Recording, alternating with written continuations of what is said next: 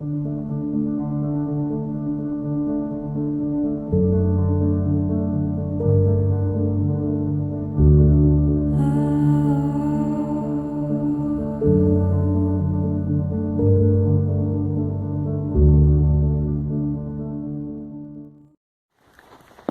à tous et à toutes.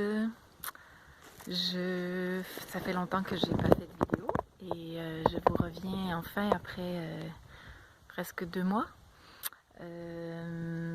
Voilà, beaucoup de choses ont changé depuis la dernière vidéo. En fait, voilà, je suis depuis le 2 juin ici en Haute-Gaspésie. La raison de ma présence ici jusqu'au 1er octobre est que j'ai eu,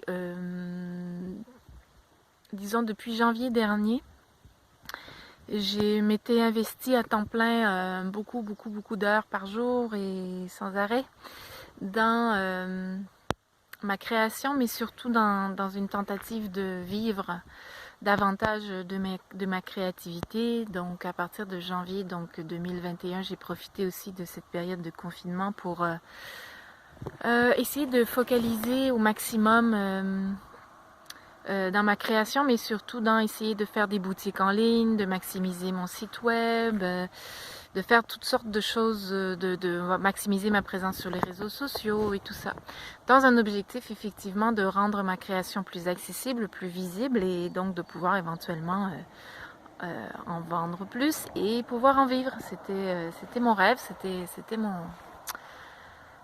quelque chose que je ressentais depuis plusieurs années le besoin de faire. D'ailleurs, c'est en 2018 quand j'ai finalement démissionné de mon emploi très très stable et très syndiqué et ma jolie cage dorée à l'Université de Montréal. C'était d'abord dans un objectif de voyager et puis ensuite de pouvoir essayer de me donner à temps plein à ma création, à ma créativité. Après ça, je ne veux pas rentrer tout en détail dans ma vie personnelle, mais disons juste pour vous donner un contexte, suite à ça, mes 2 parents successivement à une année d'intervalle ont fait un AVC, donc des problèmes de santé, et puis une présence à la maison avec eux était quelque chose qui était souhaitable. Donc pendant 2 ans après 2018, j'ai passé 2 ans en colocation avec mes parents à 48 ans. C'est quand même tout un défi. Ça a été une expérience très enrichissante, mais bon, à partir de janvier 2021, j'ai vraiment ressenti la nécessité de retrouver mon espace personnel.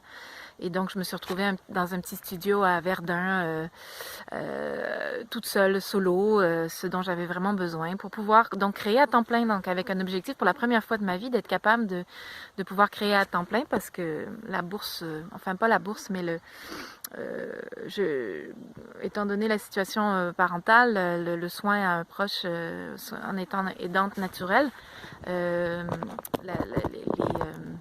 la rente de vieillesse que j'avais accumulée à l'Université de Montréal, on permettait que je puisse finalement vivre dessus pendant un certain temps dans cette période à la fois de COVID et d'aidante naturelle. Et donc, en période de COVID, j'ai réussi à obtenir aussi que de cette rente me soit versée pour cette année encore jusqu'à février prochain. Donc, me retrouvant donc ainsi libérée de devoir travailler de façon, comment dire, avoir un boulot alimentaire, je me suis dit, je me lance à temps plein dans ma création, puis j'essaie de créer une plateforme qui va être viable pour en vivre. Ce que j'ai fait à partir de janvier 2021. Et j'ai vraiment donné tout mon temps, toute mon énergie. Jusqu'au mois d'avril, où je me suis rendu compte que non seulement les choses ne progressaient pas, j'avais beau faire de mon mieux, on dirait que, vous savez, des fois la vie, quand on n'est pas dû pour faire quelque chose, on dirait que les choses se goupillent pas. Et surtout aussi, ce que je me suis rendu compte, c'est que moi je voulais créer, mais que finalement, en fait, je passais le 2/3 de mon temps à l'ordinateur, à gérer soit du marketing, soit le site web, soit les réseaux sociaux, soit vraiment aussi, si on veut, la gestion physique, électronique là, de mes créations, que ce soit le scannage, les retouches, faire des vidéos, l'édition vidéo, enfin bref, tout ça. Et je me suis retrouvée en avril épuisée et je me rendais compte que ça me convenait pas en fait de passer tout ce temps à l'ordinateur, c'était très très mauvais pour moi et que ma création j'adorais ça mais qu'en fait me manquait quand même un équilibre dans ma vie de mouvement physique, de bouger. J'avais beau aller faire ma marche tous les jours au bord du fleuve Saint-Laurent à Verdun, j'étais tout le temps à l'ordi, ça devenait un peu lourd. Donc je me suis dit, bon, vu que j'ai cette rente jusqu'en février, puis que je me remettais beaucoup en question par rapport à ma créativité, je sentais qu'il n'y avait pas d'équilibre dans ma vie, je me suis dit, et que ça fait des années aussi que je rêve non seulement de me retrouver au bord de la mer, mais aussi si on veut, d'essayer de mettre en place mon projet, mon rêve depuis des années, de trouver soit un terrain ou de m'acheter éventuellement un endroit où je pourrais construire ma mini-maison moi-même, parce que j'ai pris des formations pour le faire et tout. Donc voilà, arrivé en mai, en fait, j'ai décidé de mettre une annonce sur Facebook en disant, voilà, j'ai du temps à offrir, j'ai une certaine liberté financière pour une période, en tout cas de l'été, j'ai de la disponibilité pour offrir de mon temps. S'il y a quelqu'un qui a un projet au bord de la mer au Québec, donc je pensais à la Gaspésie surtout, pour travailler soit, je m'excuse, il y a des moucherons, parce que là on est devant une mer d'huile aujourd'hui, ce qui est très rare et j'en profite pour faire ma vidéo parce que sinon il y a tellement de vent que je suis inaudible, mais il y a des moucherons, c'est la contrepartie du non-vent ici en Gaspésie. Voilà, donc tout ça pour dire que j'ai mis une annonce sur Facebook disant que je cherchais un projet au bord de la mer spécifiquement, très spécifiquement, où je pourrais faire soit de la rénovation de maison, l'éco-habitat, parce que comme vous savez, j'ai une passion pour tout ce qui est maison, architecture, rénovation, construction, et aussi mais aussi éventuellement tout ce qui était en rapport soit avec des animaux ou de la permaculture et tout ça. Donc j'ai mis mon annonce sur Facebook et il y a une super famille, un jeune couple qui m'a contacté pour me dire, écoute, nous on a des poules, on a un chat, on a des lapins, on est en train de construire, de faire un jardin en permaculture, on va faire une serre et surtout on a acheté une très très magnifique, immense grande maison ancestrale sur le bord du fleuve, littéralement sur le bord du fleuve, à quelques mètres à pied de la rive. Et nous, on rénove cette maison-là et on cherche des colocs pour nous aider dans ce projet, puis aussi éventuellement pour cohabiter dans un projet un peu d'éco-communauté, si on veut, tout ça, d'entraide. Donc j'ai sauté sur l'occasion, j'ai laissé mon appart à Montréal avec la possibilité pour des membres de ma famille de le louer, voilà, moyennant certains dons s'ils le veulent. Et puis je suis partie ici et en échange donc du logis, j'aide ici dans ce projet. Voilà, où je travaille beaucoup quand même, on travaille tous beaucoup, c'est des gros travailleurs ce couple, et donc on travaille quand même beaucoup 7 jours semaine à rénover la maison. Donc voilà, ce couple a aussi 2 enfants qui sont super chouettes, donc une magnifique famille, et puis on a un autre coloc aussi qui est vraiment chouette, donc on a une belle colocation. Voilà, donc ça c'est pour le projet pour lequel je suis ici jusqu'au 1er octobre, parce qu'à partir du 1er octobre, à cause des froids et puis la partie non rénovée de la maison, la famille va se retrouver dans la partie où je suis présentement. Et donc pour cet hiver, ce premier hiver, les colocs vont devoir, voilà, on va aller chacun de notre côté. Il n'est pas exclu qu'au printemps, la famille soit partante pour reprendre des colocs, pour continuer le projet. Puis là, ça sera à chacun de décider si c'est quelque chose qu'ils ont envie de continuer, que ce soit de leur part ou de la part de moi ou de mon coloc. Voilà, donc ça c'est le contexte dans lequel je me trouve présentement. Je suis très heureuse d'être au bord de la mer, je suis avec des gens vraiment chouettes. Je suis contente de ne pas être à Montréal, où jusqu'à dernièrement c'était encore pas mal la zone rouge ou orange. Donc ici on est en zone verte. Alors maintenant l'ensemble du Québec est en zone verte, mais jusqu'à pas longtemps c'était pas le cas. Donc c'est agréable d'être ici dans un endroit où on n'est pas étouffé par des masques et par une pensée rigide et par une ville où voilà, on est dans un espèce de délire orwellien. Fait que voilà, donc ça c'est le contexte général. Maintenant, je dois dire que voilà, moi je suis arrivée ici dans ce projet-là avec vraiment l'idée très précise, oui, de faire ce projet de colocation, oui, d'être au bord de la mer et tout ça, Mais je dois dire que en arrière, dans ma tête, j'avais le projet aussi d'apprendre à connaître un peu cette région, voir si c'était une région qui me plaisait, pour éventuellement mettre en place mon projet de construire ma mini-maison. Surtout qu'une connaissance à moi, qui vient justement par pur hasard, entre guillemets, de s'installer ici, est une des personnes qui construit des mini-maisons et qui connaît bien ça et qui a même fait des formations là-dessus. Donc c'était un drôle de hasard. Je me disais, ah ben voilà, c'est les choses concordent pour peut-être pouvoir effectivement faire ce projet. Bon, c'est sûr que j'avais pas de sous de côté, donc c'était pas dans l'objectif d'acheter maintenant ou de construire tout de suite, mais au moins de pouvoir évaluer l'endroit, voir si j'aime les lieux, si j'aime le village, les gens, l'endroit où je suis ici en Haute-Gaspésie. Puis effectivement, ça se confirme, c'est une région que j'aime beaucoup. Je m'y installerai avec plaisir, voilà. Mais bon, c'est ça. De toute façon, pour le moment, il n'y a pas les sous. Mais avec ce projet en tête, les choses ont tourné différemment dans le sens où, je sais pas, au-delà du fait que j'ai pas les sous pour construire tout de suite, mais on dirait que les choses ne se goupillent pas tout à fait pour la question du plan de mini-maison. C'est un peu difficile la situation ici en Haute-Gaspésie au niveau des logements. Les maisons se vendent très très vite et très rapidement, alors que ça a toujours été une zone où les maisons étaient pas chères du tout, mais parce qu'à cause du confinement, tout le monde sort des villes et les gens viennent se réinstaller en région, donc les maisons prennent tout à coup voilà, se vendent à des prix beaucoup plus élevés, puis bon, ça change vite, et puis ça m'amène à me remettre en question. Est-ce que vraiment je voudrais poser une mini-maison sur le terrain de quelqu'un d'autre? J'aimerais peut-être mieux acheter un terrain où il y a déjà un petit chalet vraiment de base, où je pourrais donc...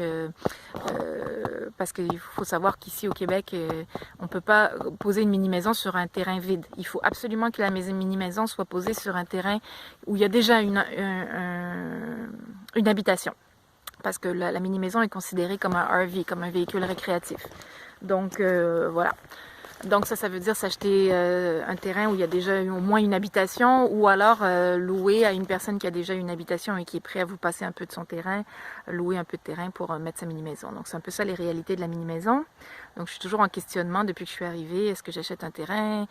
Est-ce que j'achète un terrain avec un petit chalet, un petit truc vraiment magané, et puis je le rétape, et puis ensuite je construirai ma mini-maison? Est-ce que j'essaye simplement de construire ma mini-maison, puis je loue une parcelle de terrain à quelqu'un qui a déjà un habitat dessus? C'est tout ce questionnement-là qui est là, puis ça tourne en vrille dans ma tête depuis 1 mois et demi que je suis ici. Ça n'arrête pas de tourner dans ma tête, puis c'est un peu obsessif, je veux dire, parce que ça fait quand même 48 ans que je rêve d'avoir un endroit à moi, mais disons 10 ans que je rêve d'avoir une mini-maison. Et, bon, peut-être pas 10 ans, mais 7 ans, disons. Et puis, je me rends compte qu'en fait, les choses se goupillent pas parce que, en fait, je pense que ce qui se passe aussi, c'est que je pense que je voulais pas voir. Puis là, on rentre dans l'aspect un peu plus personnel, psychologique, ou, disons, un peu réflexion personnelle, ou psychologique, ou spirituelle même de mon expérience ici. Mais vous savez, pour ceux qui me connaissent, je suis une personne qui est vraiment pas très attirée par les humains en général, parce que j'ai une grande peur des humains. J'ai toujours peur de perdre ma liberté auprès des humains. En plus que j'ai un besoin pathologique et immense de calme, de silence, de solitude, de liberté, de pouvoir faire les choses à mon rythme. Et puis, avec les humains, c'est pas toujours évident. Puis surtout en colocation. Puis ça n'a rien à voir avec les gens eux-mêmes, dans le sens où moi je suis ici dans une très très belle colocation, je suis avec des gens super chouettes et tout, respectueux, très agréables et tout, mais bon, la colocation reste la colocation quand même, donc on n'a pas le même niveau de liberté que quand on est en solo dans son studio. Et je pense qu'une partie de moi-même, comment dire, a choisi quand même ce défi, parce que la colocation c'est toujours un défi, surtout quand on arrive à 48 ans, parce que je pense qu'inconsciemment, il y a une partie de moi qui se disait là, il est temps que tu guérisses un petit peu ta relation aux humains, que tu essayes de t'harmoniser avec les humains, puis que ça arrête d'être pour toi quelque chose de souffrant ou de difficile. Alors je partais consciemment avec l'idée que je m'en allais chercher un terrain de mini-maison, puis finalement je me retrouve à travailler tout autre chose. Puis c'est souvent comme ça quand on voyage, soit physiquement vraiment, quand on fait des voyages ou quand on fait un voyage intérieur, spirituel ou personnel, on s'en va vers une direction, mais en fait on réalise pas qu'en fait on était là pour régler d'autres choses ou pour vivre d'autres choses. Donc c'est un peu ça qui se passe présentement, c'est que j'étais venue pour toutes sortes de raisons et puis ben, je me retrouve à travailler d'autres choses, ce qui est très bien parce que la vie est bien faite pour ça. Puis donc en fait je me rends compte que je suis plus ici présentement pour arrêter d'obséder sur les mini-maisons puis de tourner en vrille là-dessus, puis d'avoir un endroit à moi à tout ça, et plutôt de me concentrer sur comment est-ce que je peux mieux vivre mes rapports humains, comment est-ce que je peux mieux harmoniser ma réalité au quotidien en présence des personnes pour pouvoir mieux transiger dans le présent, dans le futur et tout ça. Et oui, je vous cacherai pas que c'est un gros défi pour moi. Je pédale un peu dans la mélasse certains jours, je dois dire. Par contre, j'arrive quand même mieux à communiquer qu'avant, donc ça se passe bien. Mais c'est un gros défi. C'est un gros défi pour moi. Puis il y a des moments où j'ai juste envie de rentrer à Montréal, puis de me retrouver dans mon studio où je vais avoir mon silence, mon calme, ma solitude, ma liberté, où je peux mettre ma musique classique et puis me lever à l'heure que je veux sans cadran, puis créer quand je veux, dormir quand je veux et tout ça. Bon, c'est un peu moins possible en colocation. Surtout avec des enfants, puis c'est normal, c'est des super chouettes familles, mais bon, c'est quand même une autre réalité. Alors voilà, donc voilà, je vous partage ça parce que je pense que c'est un chemin qui est intéressant. On vit présentement tous nos défis. Pour ceux qui sont connectés à cette réalité-là, mais là, je sais que je rentre dans quelque chose d'un peu plus peut-être spirituel, puis c'est pas tout le monde qui embarque là-dessus, mais ça reste quand même une réalité, c'est qu'on est dans notre planète Terre et notre humanité est présentement en train de vivre une transformation, une élévation de conscience. On passe de la 3e densité à la 5e densité. Et à travers ce changement, en fait, tous les êtres, mais les humains surtout, sont amenés à travailler, qu'ils le veuillent ou qu'ils le veuillent plus. Maintenant, ils n'ont plus le choix de guérir leurs anciens patterns, leurs anciennes souffrances, leurs anciens trucs pas réglés, leurs anciennes dettes karmiques, tout ce qui n'a pas été réglé doit maintenant se régler. Et donc, on est tous amenés à faire ce chemin-là. Et puis, comme tout le monde, j'en suis là. Puis des fois, je pédale dans la mélasse, comme tout le monde, mais voilà. Et c'était une des raisons pour lesquelles je venais aussi en Gaspésie, c'était parce que je m'étais rendu compte avec le temps que ça fait des années que j'attends, que je mets ouais, pas que je sabotais, pas que je retardais, mais que ça n'avait pas à donner, que je voulais faire une formation chamanique. Parce que je sens évidemment depuis toujours une connexion extrêmement forte à la nature, aux animaux, au minéral, au règne végétal, au règne animal, au règne minéral et au règne animal, et les humains un peu moins. Et puis donc je venais aussi pour ça me reconnecter avec les poules, les lapins, les corbeaux ici dans le repère aux corbeaux que vous voyez dans le petit boisier qu'il y a derrière moi. C'est un endroit où je viens souvent. Je viens porter une jolie pierre que je trouve sur la plage et puis je vais leur porter en leur disant merci de me laisser passer sur votre terrain. Ceci est je sais que c'est votre repère, votre domaine, mais merci de me laisser passer. Fait que c'est des choses comme ça, ou d'offrir des coquillages sur le bord de la mer, et puis en formulant de la gratitude à la vie, puis tout ça. Donc d'établir une espèce de connexion, de grounding avec mon environnement physique, de mer, d'animaux, de végétal, de minéral et tout ça. Donc ça se passe évidemment très très bien, c'est très fluide. Et j'ai en plus commencé finalement une formation chamanique que je suis obligée de faire en ligne malheureusement parce que étant donné les circonstances, c'est pas possible pour le moment de faire autrement. Mais ça m'a amené à faire personnellement des voyages chamaniques assez puissants, assez importants.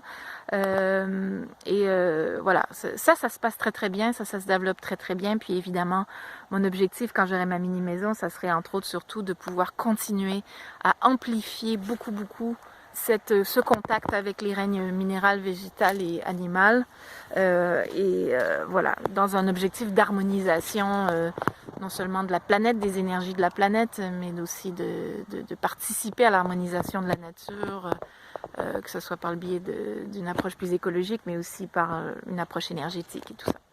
Donc je sais que je suis dans des trucs un peu plus flyés pour ceux qui sont pas là-dedans, mais enfin c'est juste pour vous donner une idée de quels étaient mes objectifs. Donc j'arrivais ici avec tout ça, quoi. Donc c'est ça, mais ça se fait très fluidement. Par contre, je me rends compte que mes rapports humains, c'est plus quelque chose avec lequel j'ai des défis. Et puis c'est bien dans le sens où c'est bien. Sans le savoir, je viens travailler ça aussi. Et puis je pense que ça va faire de moi un être plus équilibré en sortant d'ici, parce que je pense que quand je pars le 1er octobre, si je vois que j'ai vraiment réussi à plus harmoniser mes rapports avec les humains, et puis que de façon équilibrée, j'arrive à avoir le même niveau d'harmonie avec les humains que j'ai avec le minéral, le végétal et l'animal, ben moi je pense que j'aurais réussi une belle mission de vie, là. Je vais avoir réussi quelque chose d'important pour moi en tant qu'humain. Donc c'est un gros défi, mais c'est un beau défi. Voilà, alors c'est là où j'en suis. Que dire de plus?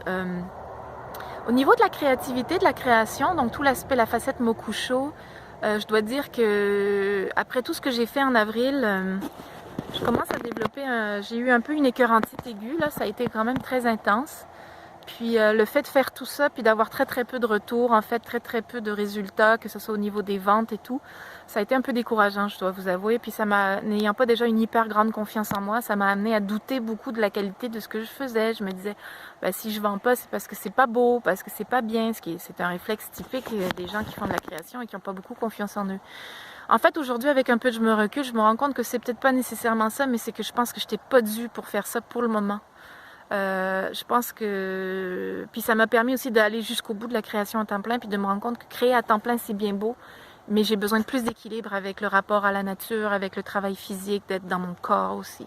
Donc voilà, je pense que tout ça, c'est des apprentissages. Il n'y a aucune erreur, il n'y a aucun échec là-dedans, c'est des apprentissages. Et voilà, donc ça c'est quand même bien. Je pense que dorénavant, ma vie, j'essaie de l'enligner plus vers un équilibre donc de création, mais aussi de travail physique, de méditation, de rapport avec les gens, puis de rapport avec les trois autres règnes, animal, végétal, animal et tout ça. Donc plus d'équilibre, plus d'harmonisation.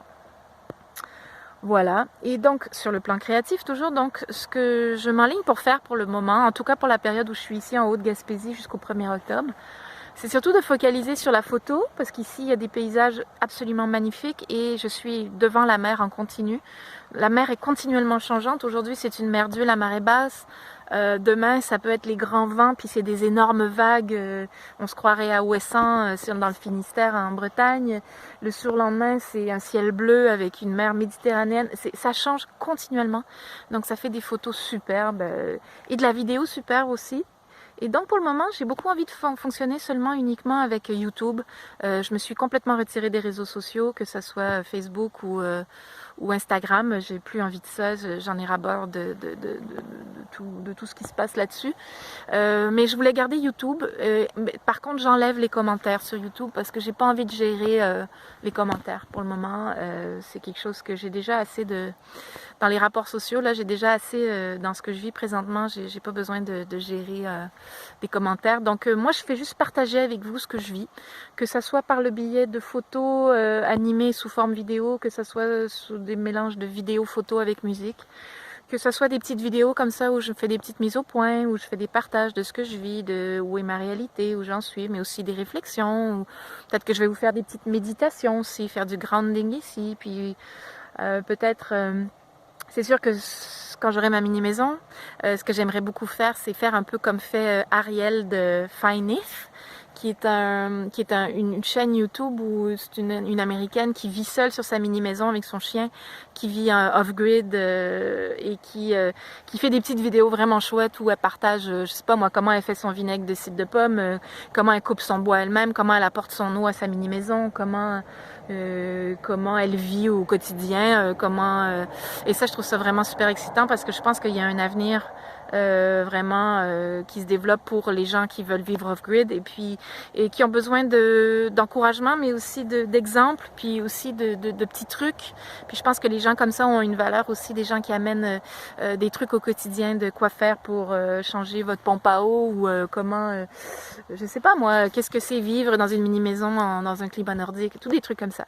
Et donc quand je serai en mini-maison ou en tout cas quand je serai seule sur mon terrain, c'est quelque chose que j'aimerais vraiment faire parce que ici ça me gêne un peu dans la maison de me mettre à me filmer en train de faire des trucs devant la famille. Là-bas, je trouve ça un peu absurde.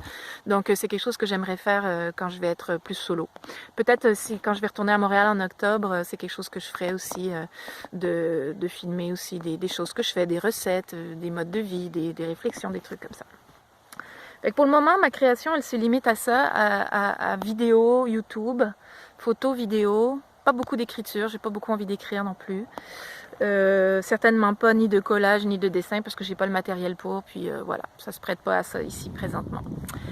Fait que voilà, je vais bientôt arrêter cette vidéo qui est assez longue. Et puis c'est un peu ça où j'en suis. Donc pour vous tenir au courant de pourquoi vous voyez passer des vidéos précédentes avec des poules, des lapins, la mer, où est-elle, pourquoi est-elle là, est-elle en vacances? Non, je suis en semi-vacances, dans le sens où oui, c'est un peu une vacance, mais je travaille, je bosse quand même beaucoup. Mais je bosse physiquement avec le corps, alors ça me fait du bien, puis c'est bon pour moi.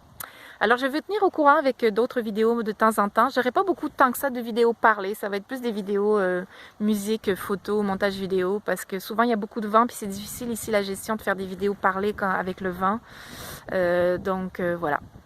Alors, c'est un peu ça ma réalité. Je vous souhaite un bel été. Je vous embrasse bien fort et puis prenez bien soin de vous. Et puis, dans cette période difficile, restez connecté à votre cœur, restez connecté à votre conscience. Essayez de rester en pleine conscience. Moi, c'est ma priorité numéro 1 présentement dans la vie. Alors, je vous embrasse. Bye!